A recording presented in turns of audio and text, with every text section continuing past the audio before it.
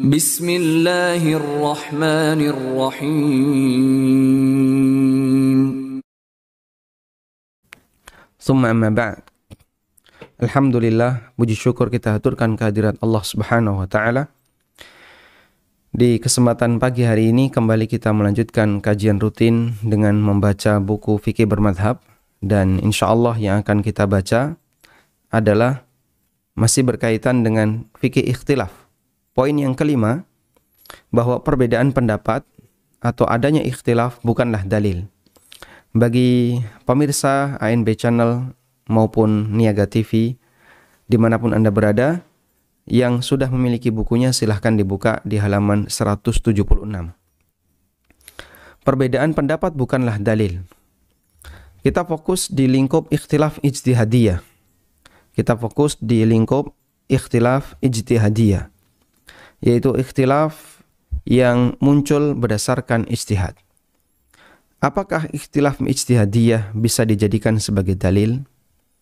Kita mulai dari sebuah pembahasan bahwa perbedaan pendapat bukan dalil. Perbedaan pendapat bukan dalil. Sebaliknya, perbedaan pendapat butuh dalil. Perbedaan pendapat bukan dalil, sebaliknya perbedaan pendapat butuh dalil. Allah Subhanahu wa taala memerintahkan kita untuk mengembalikan setiap perbedaan pendapat agar kita kembalikan kepada Al-Qur'an dan sunnah Nabi sallallahu alaihi wasallam. Dalilnya adalah firman Allah taala, "Fa in tanaza'tum fi syai'in farudduhu ila Allahi war Rasul in kuntum tu'minuna billahi wal yaumil akhir." Jika kalian berbeda pendapat dalam masalah apapun, maka kembalikanlah kepada Allah dan Rasul sallallahu alaihi wasallam. In kuntum tu'minuna billahi wal yaumil akhir, jika kalian beriman kepada Allah dan hari akhir. Anda bisa perhatikan di sini, Allah Subhanahu wa taala memerintahkan jika manusia mengalami tanazu, mengalami perbedaan fi syai'in, dalam masalah apapun di urusan agama ini, maka Allah Subhanahu wa taala perintahkan agar dikembalikan kepada Allah, yaitu Al-Qur'an, dan dikembalikan kepada Rasul sallallahu alaihi wasallam, yaitu kepada sunnah beliau dan hadis-hadis beliau sallallahu alaihi wasallam. Lalu Allah Subhanahu wa taala tegaskan bahwasanya upaya ini harus Anda lakukan, harus kita lakukan jika kita adalah orang yang mengaku beriman kepada Allah dan hari akhir. Kalau kita beriman kepada Allah, berarti ketika terjadi perbedaan pendapat, kembalikan kepada Allah dan kembalikan kepada Rasulullah sallallahu alaihi wasallam. Dan kita perlu menyadari bahwasanya semuanya nanti akan dipertanggungjawabkan di akhirat. Sehingga kalau kita beriman kepada hari akhir, kita harus mewaspadai, karena apapun yang kita lakukan, pendapat apapun yang kita pilih, nanti akan kita pertanggungjawabkan di akhirat. Sebagian ulama menegaskan, sikap sebagian orang yang menjadikan khilaf sebagai dalil adalah tindakan bodoh yang dilakukan oleh orang yang tidak berilmu. Menjadikan khilaf sebagai dalil dianggap sebagai perbuatan kebodohan yang dilakukan oleh orang yang tidak berilmu. Coba kita simak keterangan Ibnu Abdul Bar rahimahullah. Ibnu Abdul Bar rahimahullah mengatakan, al-ikhtilafu laysa bihujjatin inda ahadin mimman alimtuhu min fuqaha'il a'sar. Yang namanya perbedaan bukanlah dalil. Inda ahadin mimman alimtuhu min fuqaha'il amsar, menurut ulama dari berbagai generasi yang saya ketahui. Sehingga ulama dari generasi ke generasi, mereka tidak pernah menjadikan ikhtilaf sebagai dalil. Lalu beliau mengatakan, illa man la basara lahu wala ma'rifata indahu wala hujjata fi qawlihi. Kecuali perkataan tersebut merupakan perkataan orang yang tidak memiliki ilmu serta pengetahuan dan pendapatnya tidak bisa dijadikan sebagai hujjah. kecuali perkataan tersebut merupakan perkataan dari orang yang tidak memiliki ilmu serta pengetahuan dan pendapatnya tidak bisa dijadikan sebagai hujjah. Di sini ada kalimat alasannya, mungkin yang lebih tepat kecuali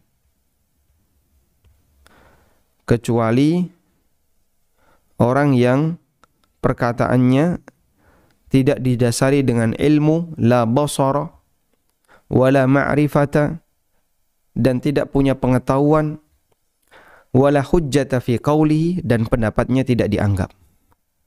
Sehingga siapa yang mengatakan bahwa perbedaan pendapat adalah dalil, itu adalah perkataan dari orang yang tidak memiliki ilmu dan ma'rifah. Keterangan yang semisal juga ditegaskan oleh Al-Khattabi. Beliau pernah mengatakan, walaisal ikhtilafu hujjatan, perbedaan pendapat bukanlah dalil. Wa bayanu sunnati hujjatun ala al-mukhtalifin minal awwalin wal akhirin. Dan penjelasan sunnah itulah hujjah ketika terjadi ikhtilaf, ketika terjadi perbedaan pendapat, minal awwalin wal akhirin, yang berlaku sejak generasi awal dan generasi akhir. Sehingga siapapun mengakui yang namanya perbedaan pendapat itu bukan dalil. Para ulama di masa silam, para ulama di masa belakangan, sampai zaman Al-Khattabi rahimahullah, beliau menyimpulkan tidak ada satupun ulama yang menjadikan ikhtilaf sebagai dalil. Seringkali kita mendengar ada orang yang membela pendapatnya yang salah dengan keberadaan khilaful ulama. Misalnya ketika dia diingatkan tentang masalah larangan musik, lalu dia beralasan, ini kan masih di ranah ikhtilaf, ini kan masih ranah khilaful ulama.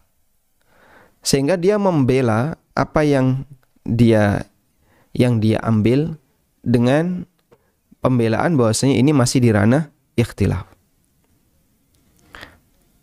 Tayyib. Para ulama menyebut cara menyimpulkan hukum semacam ini dengan ta'lilul hukmi bil khilaf. Ta'lilul hukmi bil khilaf, menjadikan khilaf sebagai alasan dalam penetapan hukum. Syekhul Islam rahimahullah menjelaskan,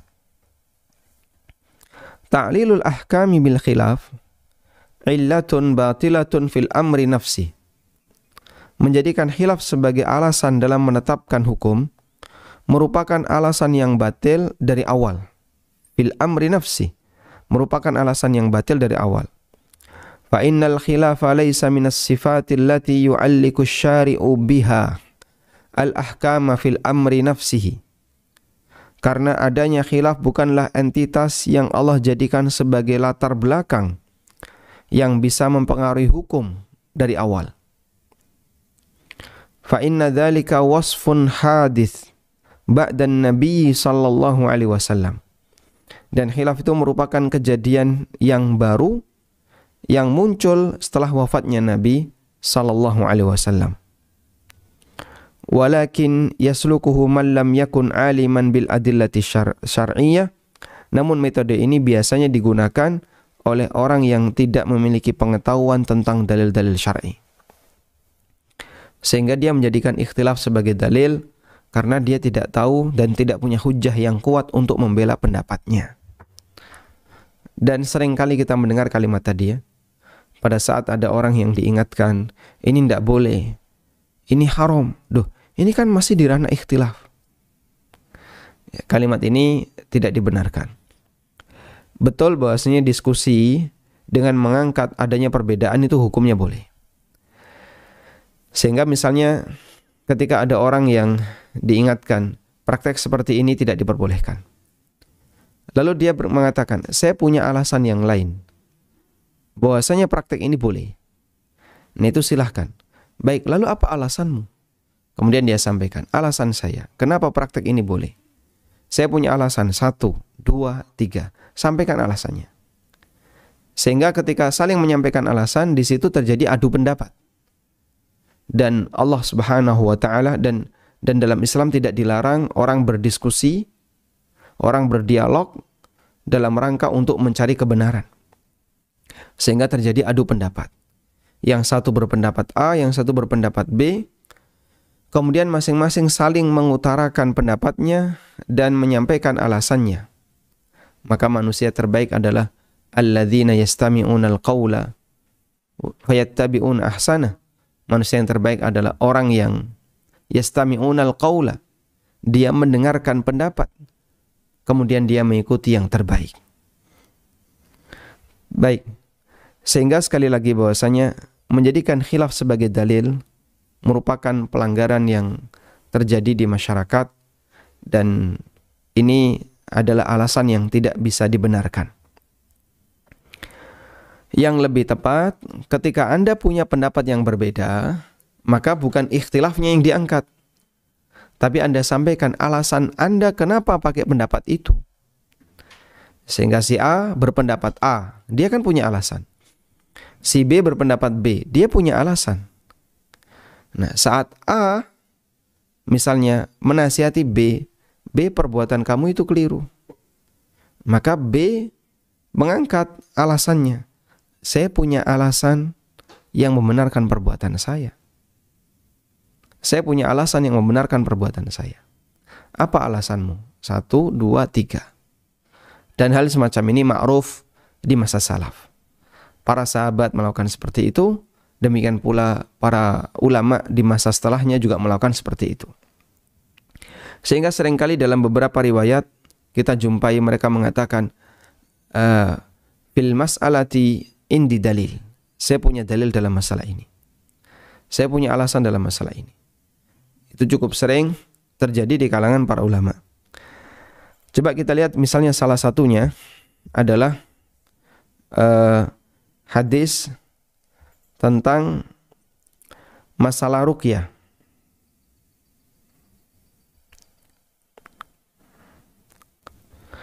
Wala yastarqun.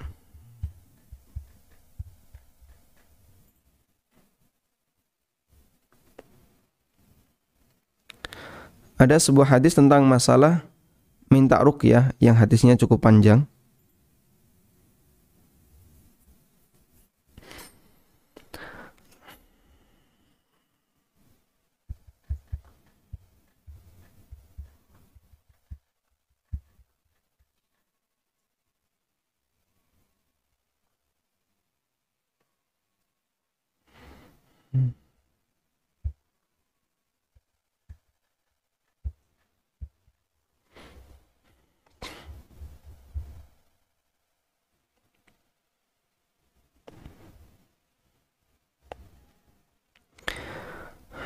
Baik, terjadilah dialog ya. Terjadilah dialog antara Husain bin Abdurrahman dengan Sa'id bin Jubair. Husain bin Abdurrahman bercerita, "Kuntu 'inda Sa'id bin Zubair." Saya pernah bersama Sa'id bin Jubair, dan kita tahu Sa'id bin Jubair adalah muridnya Ibnu Abbas. Faqala ayyukum ra'al kawkab alladhi inqadda al-bariha. Lalu Sa'id bertanya, ada enggak di antara kalian yang tadi malam melihat ada bintang yang jatuh? Fakultu, maka Husain bin Abdurrahman mengatakan, ana. Oh, saya tahu, saya lihat tadi malam. Lalu summa kultu, kemudian aku sampaikan, amma ini lam akun fi salatin. Namun malam itu saya tidak sedang salat. Ya, nanti dikiranya bangun malam terus saya sholat lalu melihat ada bintang jatuh, dikiranya seperti itu. Walakin niludiqtu, namun ketika itu saya disengat binatang berbisa. Saya disengat binatang berbisa. Qala fama sana'ta. Lalu Sa'id bin Jubair tanya, terus setelah itu apa yang kamu lakukan? Qultu irtaqaitu. Aku mencari ruqyah. Qala fama hamalaka ala dzalik. Maka Sa'id bertanya, apa yang menyebabkanmu sampai mencari ruqyah? Apa alasanmu sampai kau mencari ruqyah? Qultu, maka Husain bin Abdurrahman mengatakan, haditsun haddatsanahu Sya'bi. Hadis yang disampaikan oleh Asy-Sya'bi. Wa ma haddatsakum? Hadis apa yang disampaikan oleh Sya'bi, Asy-Sya'bi kepada kalian? Qultu, aku sampaikan. Haddatsana an Buraidah Ibn al-Husayb. Beliau menyampaikan hadis dari Buraidah bin Husayb. Qala, bahwasanya Buraidah bin Husayb mengatakan, la ruqyata illa min ainin au hummah. Tidak ada ruqyah yang paling mujarab melebihi ruqyah yang diberikan kepada orang yang terkena penyakit ain atau terkena demam karena sakit. Qala, kemudian Sa'id bin Jubair mengatakan, qad ahsana man intaha ila ma sami'a. Sungguh bagus orang yang mengamalkan apa yang telah dia dengar. Walakin haddatsana Ibnu Abbas. Tapi saya mendapatkan hadis dari Ibnu Abbas dari Nabi sallallahu alaihi wasallam. Masya Allah. Anda perhatikan di sini. Ketika Husain bin Abdurrahman mengalami sesuatu, lalu beliau melakukan tindakan tertentu. Ditanya oleh Sa'id bin Jubair, kamu kok melakukan tindakan itu, dalilnya apa? Alasannya apa? Husain bin Abdurrahman menyampaikan alasannya. Alasan saya ini. Setelah dia menyampaikan alasannya, Sa'id bin Jubair mengatakan, saya mendapatkan hadis yang lain. Saya mendapatkan hadis yang lain, alasannya ini. Di mana praktek kamu ini tidak boleh. Dan itu hadis dari Ibnu Abbas radhiyallahu anhuma dari Nabi SAW bahwasanya beliau bersabda, Uridat aliyal umam, ditampakkan kepadaku seluruh umat. Fara'aitun nabiyya wa ma'ahur rahb. Lalu aku melihat ada seorang nabi yang dia hanya membawa beberapa orang pengikut. Wan nabiyya wa ma'ahur rajul war rajulan, dan ada nabi yang hanya membawa satu atau dua pengikut. Wan nabiyya wa laysa ma'ahu ahad, dan ada nabi sementara dia tidak membawa seorang pun pengikut. Idh rufi'a li sawadun azim, tiba-tiba ditampakkan kepadaku ada gerombolan hitam yang banyak. Fadhanantu annahum ummati, aku menyangka itu adalah umatku. Faqila li, kemudian disampaikan kepadaku, hadza Musa wa qaumu, itu adalah Musa dan kaumnya. Fanadhartu, lalu aku melihat di arah yang lain, fa idza sawadun azim, dan di sana ada gerombolan hitam. Faqila li, kemudian disampaikan kepadaku, hadhihi ummatuk, itu adalah umatmu. Wa ma'ahum sab'una, dan di antara mereka ada 70.000 yadkhulunal jannata bighairi hisabin wala azab, yang mereka masuk surga tanpa hisab dan tanpa azab. Baik. Thumma nahadha fadakhala manzilahu. Kemudian Nabi SAW bangkit, lalu beliau masuk ke dalam rumahnya. Fakhadhan nasu fi ulaik, maka masyarakat ribut dan saling diskusi tentang siapakah 70.000 orang itu yang dijamin masuk surga tanpa hisab dan tanpa azab. Kemudian mereka menyampaikan beberapa perkiraan. Mungkin mereka adalah orang yang fala'allahum, mungkin mereka adalah orang yang pernah menjadi sahabat Rasulullah SAW.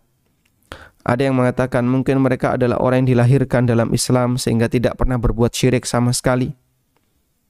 Dan berbagai pendapat-pendapat yang lain, sehingga mereka memprediksikan 70.000 itu apakah A, B, C, D, ya. Menyebutkan beberapa karakter dan kriteria.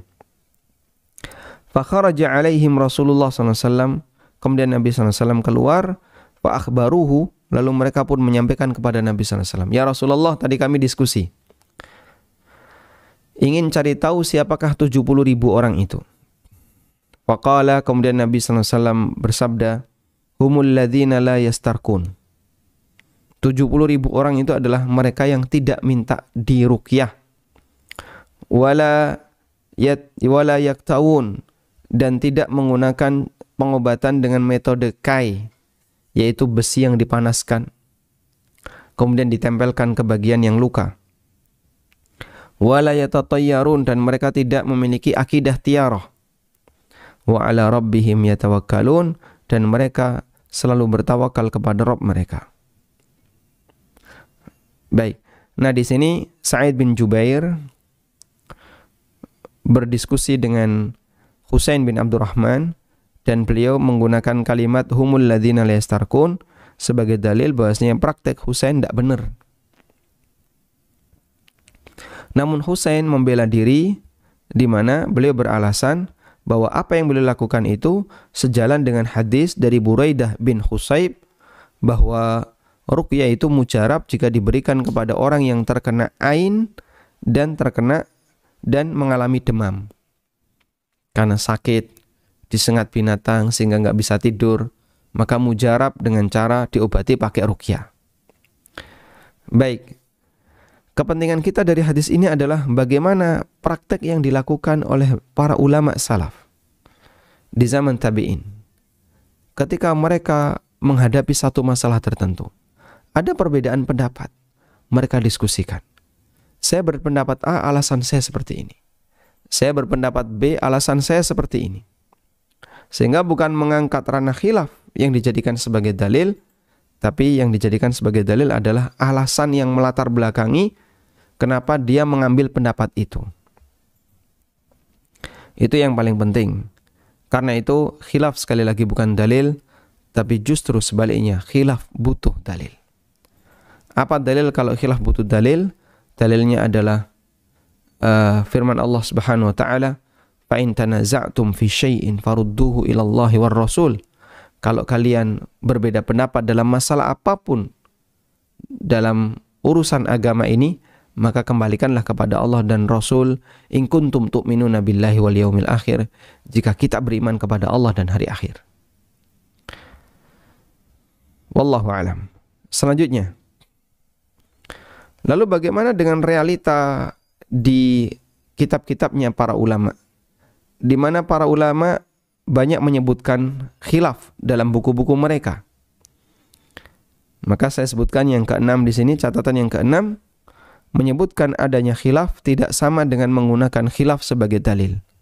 Ini penting. Ada buku-buku ulama yang menyebutkan perbandingan madhab, fikih muqaranah, fikih muqarin. Misalnya Al-Majmu' karya An-Nawawi, Al-Mughni karya Ibnu Qudamah, Bidayatul Mustahid karya Ibnu Rushd, Al-Majmu' mewakili madhab Syafi'i, Al-Mughni mewakili madhab Hambali, Bidayatul Mustahid Ibnu Rushd bermadhab Maliki, Bada'i'us Sana'i, ini karya Al-Kasani bermadhab Hanafi. Semua literatur ini sangat syarat dengan menyebutkan perbedaan pendapat ulama. Bahkan Bidayatul Mustahid, kitab ini tipis ya, cuma 2 jilid. Tapi dari awal sampai akhir menyebutkan khilaf. Dalam masalah ini ada sekian pendapat, kemudian dibahas taklil kenapa alasannya ada pendapat ini, pendapat ini. Itu dibahas di Bidayatul Mujtahid. Dan ini dulu adalah kurikulum yang kita pelajari pada waktu kuliah di S1 jurusan fikih dan usul fikih. Semester 1, semester 2 untuk fikih belajarnya Bidayatul Mujtahid. Baik. Sehingga kitab Bidayatul Mujtahid yang kurang lebih hanya 2 jilid itu ada yang menyebutnya sebagai kitab yang penuh dengan khilaf padahal tipis. Ensiklopedia khilaf tapi tipis. Sementara untuk Al-Majmu', Al-Mughni ini tebal ya. Al-Mughni yang saya punya sampai 11 jilid. Ada yang versi 9 jilid. Ada yang versi sekian jilid. Baik, Al-Majmu' juga demikian. Nah, sekarang bagaimana dengan buku-buku ulama yang menyebutkan ikhtilaf itu? Apakah berarti bahasanya mereka menjadikan ikhtilaf sebagai dalil? Maka jawabannya adalah sebatas menyebutkan realita bukan termasuk mendukung realita. Sebatas menyebutkan realita bukan termasuk dan bukan berarti mendukung realita. Ini Anda hapus salah satu ya. Bukan termasuk berarti. Sebatas menyebutkan realita bukan termasuk mendukung realita. Nabi SAW menyebutkan beberapa realita akhir zaman. yang menjadi tanda dekatnya kiamat, seperti banyak pembunuhan, kemudian praktek zina, transaksi riba, dan aneka tanda kiamat yang lainnya. Akan tetapi beliau menyebutkan tentu saja bukan untuk mendukungnya. Oleh sebab itu, hadis yang menyebutkan tentang tanda akhir zaman tidak boleh dijadikan sebagai dalil untuk mendukung tindakan penyimpangan yang terjadi di akhir zaman. Besok akan ada banyak pembunuhan, besok akan ada terjadi perzinaan. Nabimu mengatakan demikian, berarti kan zina itu memang realita di akhir zaman. Ngapain kalian salahkan orang yang berzina? Salah ya ini ya. Ini pendapat yang salah, alasan yang salah. Zina adalah dosa besar. Dan Nabi SAW menceritakan bahwasanya itu akan terjadi di hari kiamat, atau sebagai bagian dari tanda kiamat. Bukan karena beliau mendukung perbuatan dosa besar ini. Waliyadzubillah, tidak mungkin. Maha suci Allah dari keadaan semacam ini. Namun beliau menyampaikan realita. Nah, kaitannya dengan ini, ada orang yang beralasan bahwa